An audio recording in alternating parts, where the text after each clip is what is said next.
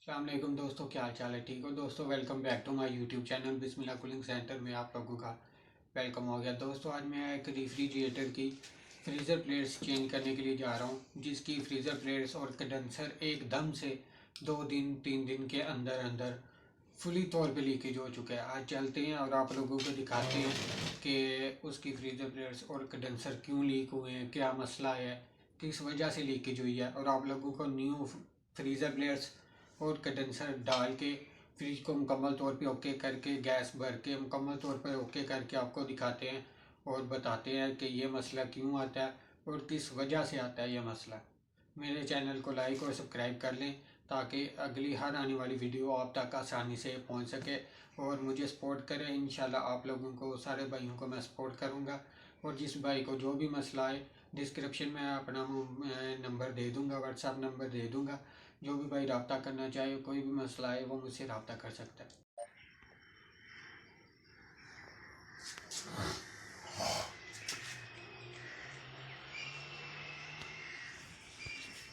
देखा मैंने लिखे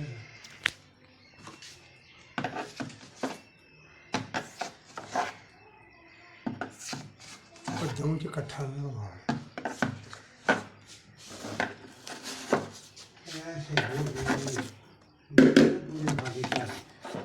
पूरे तो नहीं, हाली कितने बार हल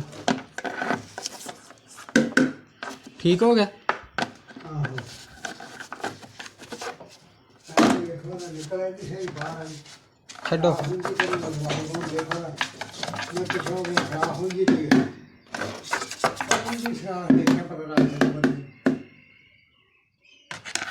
छो ये फर्क है।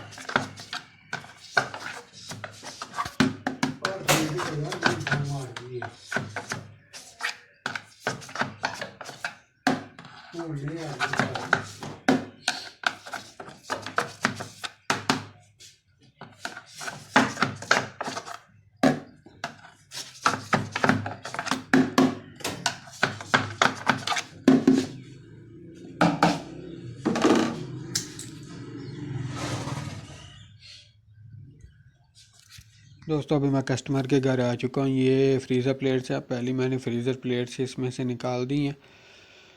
ये देखें, पहले फ्रीज़र प्लेट निकाल दी है और अभी इसे फ्रीज़र प्लेट्स इंस्टॉल करते हैं इसमें और आपको दिखाते हैं इंशाल्लाह।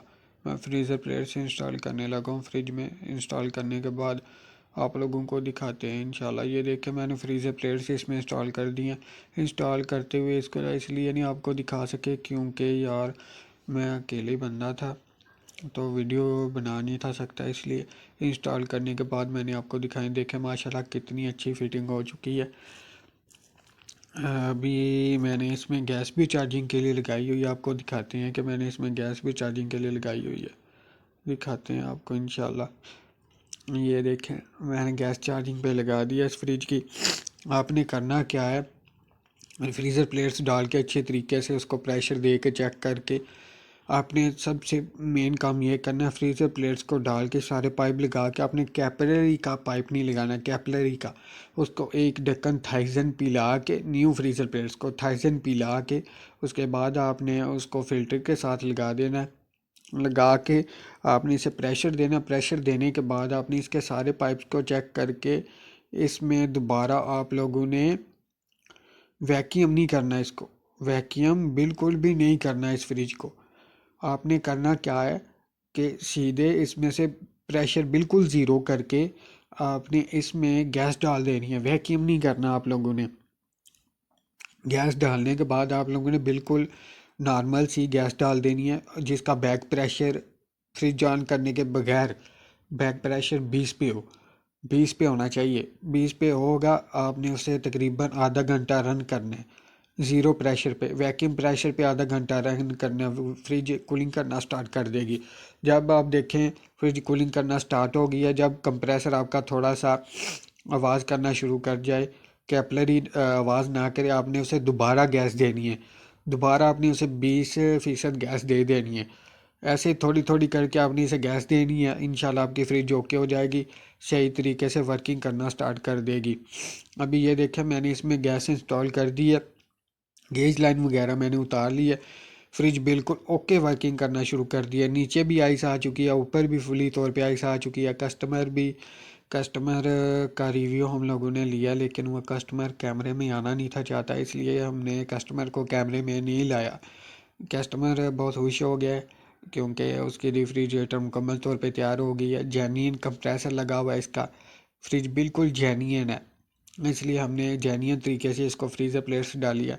और इसका अंडरग्राउंड कंडेंसर हमने कट करके इसको बैक पे न्यू कंडेंसर लगा